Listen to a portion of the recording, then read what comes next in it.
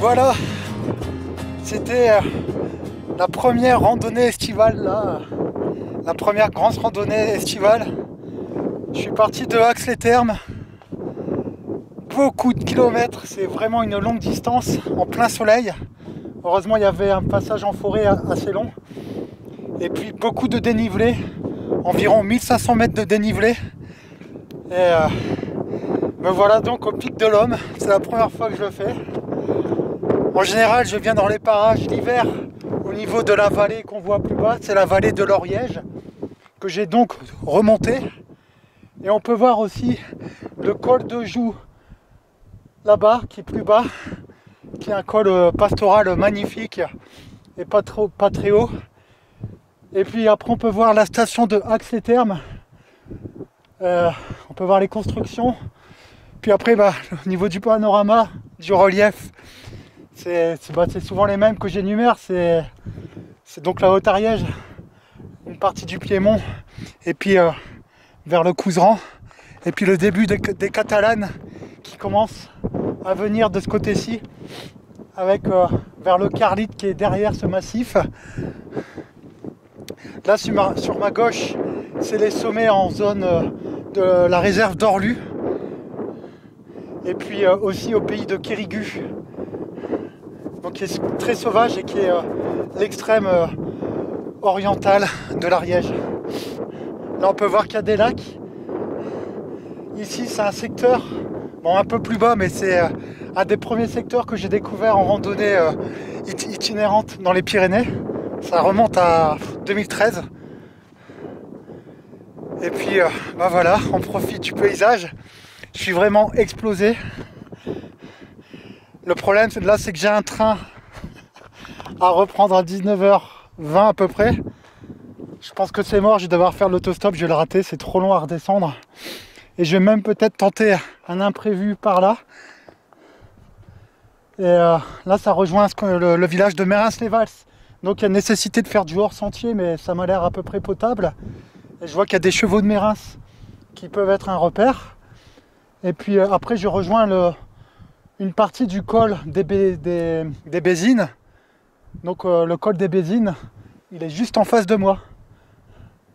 C'est là-bas dans le creux. Et c'est un col très connu et que j'ai fait souvent.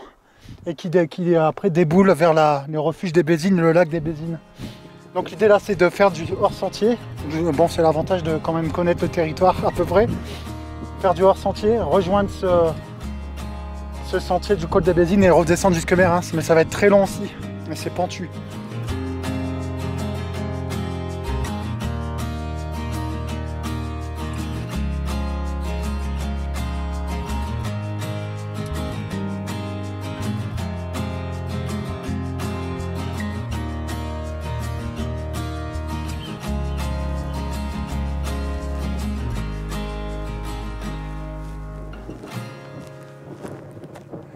Alors qu'on vient d'entendre une marmotte. Petit extrait ici de la descente improvisée sur du hors-sentier. Voilà, ça c'est du jardin, un jardin pyrénéen, dans le sens où je l'ai entendu quand j'ai emménagé en Ariège.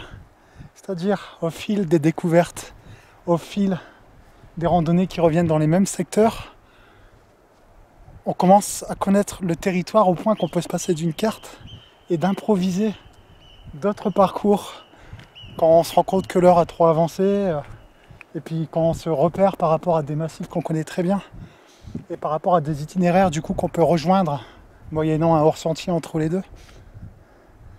Donc là il y a vraiment une allure de jardin pyrénéen. Voilà, et personne ici, vraiment personne, il n'y a aucun chemin officiel ici, et il y a juste des chevaux de Mérins là, tranquillement. Et ils sont pas assoiffés parce que je peux dire qu'il y a pas mal de ruisseaux ici et des petits étangs.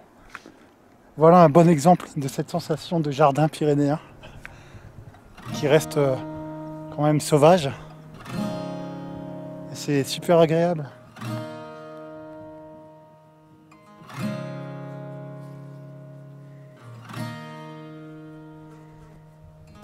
Eh bien, erreur d'identification. Comme on peut le voir, ce ne sont pas des chevaux de Mérins, mais des ânes. On est vraiment en pleine liberté là. Ils ont un superbe territoire pour eux. sont que 3 là, enfin, j'en vois que 3.